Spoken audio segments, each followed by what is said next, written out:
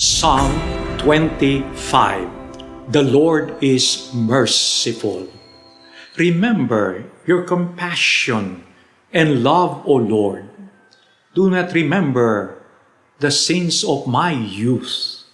In your compassion, remember me. Napakalaga yung alaala. It's good to be grateful for our memory. Because kung wala kang alaala, if you do not know how to remember, not just the present, but even the past, life has no meaning, life will be empty. And yet, when we search for the living God, we take the path of the Lord, His path that is marked by mercy and love.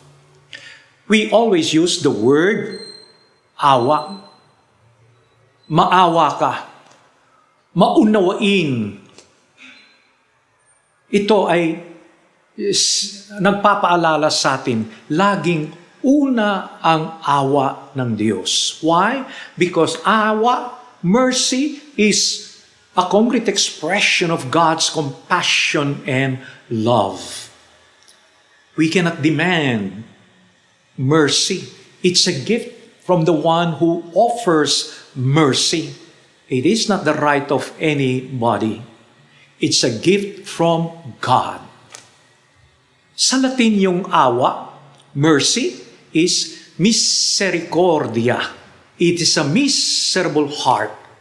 A heart that is suffering because he sees his loved one in pain. So, ganun po ang Diyos. Hindi lang tayo ang hirap na hirap kapag tayo ay hiwalay sa Kanya. When we have distance for ourselves, it's not just us who suffer. God suffers also. He has a miserable heart. And so, He will always find a way to bring us back to His heart. So we pray that during this Lenten season, we will discover the heart, the merciful heart of God. Siguro, alam niyo kilala niyo si Maria Goretti. She's the patroness of young people.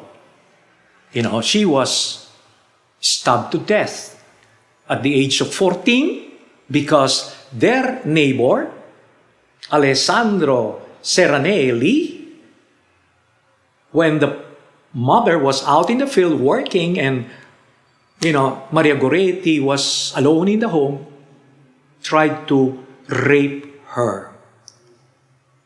She resisted. And Alessandro became violent. He started to stab her 15 times. So she had to be brought to the hospital.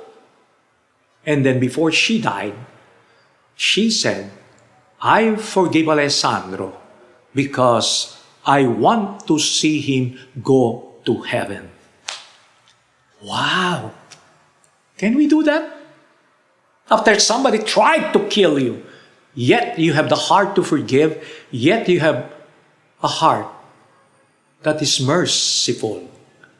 Of course, as Christians, we are asked to mirror the mercy of God in our lives. And because of that, Alessandro was transformed.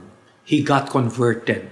After spending his time in prison for about 30 years, became a new person when he came out. Later on, he worked in a convent. But when the Maria Goretti was canonized, Alessandro was there with the mother at the Vatican. And of course, as soon as Alessandro came out of the jail, the first act he did was to visit and ask forgiveness from Maria Goretti's mother. And you see the fruit of mercy.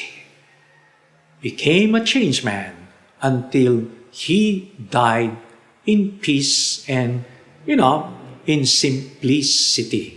So we also remember St. John Paul II, who was shot by a Turkish terrorist by the name of Ahmet Agca.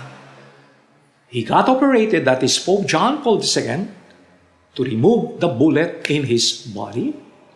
And the first act he did after he was discharged from the hospital was to visit Ahmet Agca and forgive him. We can, as followers of Jesus, we are asked to reflect God's mercy in the way we forgive totally those who offend us. Because when we forgive, it's not just the person whom we forgive that's liberated, it's also us. We are liberated. We are free. We are beautiful expressions of God's love and mercy. How merciful are you? Do you reflect God's compassion, God's love? Let us ask for that grace, so that like St. John Paul II and St. Maria Goretti, we will always mirror God's compassion, mercy in our life, especially the way we treat those who offended us.